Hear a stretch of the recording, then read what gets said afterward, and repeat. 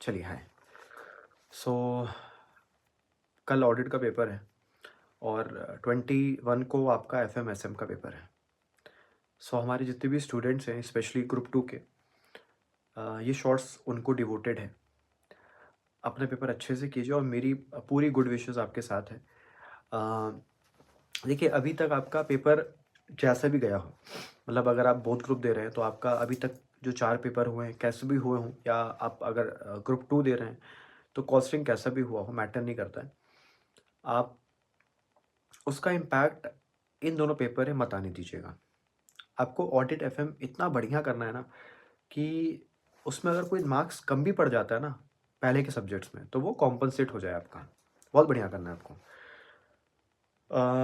बाकी इस शॉर्ट्स में बस मैं 2-3 बातें करूँगा आपसे, ज़्यादा आपका टाइम नहीं लूँगा। आपको सबसे पहली चीज़, कुछ भी नया नहीं पढ़ना है। जितना आपने पढ़ा है और जो आपको अच्छे से आता है, उसी को रिवाइज़ करना है। कुछ भी नया आपको नहीं पढ़ना है।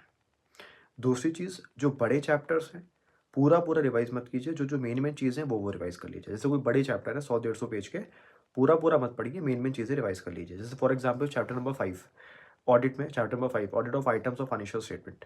मैं कभी रिकमेंड नहीं करता हूँ कि आप उसको एग्ज़ाम के 1 दिन पहले रिवाइज़ कीजिए। उसका अप्रोच ये होना चाहिए कि आप पीछे के क्वेश्चंस कर लीजिए और जो मैंने डिस्क्लोज़र्स और प्रेजेंटेशन क्लास में मार्क करवाए थे वो पढ़ लीजिए। वैसे ही चैप्टर नंबर हमारा आई गेस चैप्टर नंबर 9 है, डिफरेंट टाइप्स ऑफ एंटिटीज़। उसमें भी आपको पूरा नहीं पढ़ना है। जो मेन है, जैसे गवर्नमेंट ऑडिट है, कोऑपरेटिव ऑडिट है, वो सब चीज़ें पढ़ लीजिए। तो ये अप्रोच है, ठीक है। बाकी इस मोमेंट में आपको बिल्कुल स्ट्रेस नहीं लेना है, बिल्कुल मस्त रहना है, ठीक है। और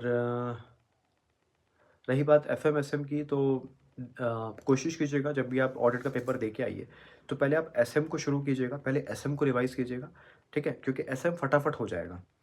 एसएम हार्डली आपका, मुझे लगता है 6-7 घंटे में 5 चैप्टर रिवाइज़ हो जाएंगे बहुत आराम से। 6-7 घंटे में अगर आप कायदे से रिवाइज़ करोगे तो।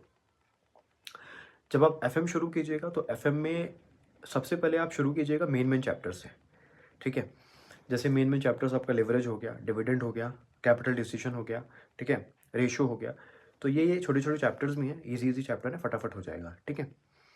इन्वेस्टमेंट और वर्किंग कैपिटल सबसे लास्ट में रिवाइज़ कीजिएगा, ठीक है, क्योंकि बड़ा चैप्टर है, टाइम लगेगा उसमें। बाकी खुश रहिए, मस्त रहिए, नेगेटिविटी को अवॉइड कीजिए और देखिए पेपर बहुत बढ़िया होगा। अगर आपको अपने ऊपर विश्वास है तो पेपर बहुत बढ़िया होगा।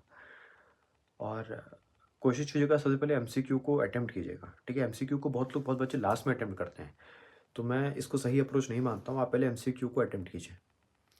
चलिए, सो यही था। Thank you.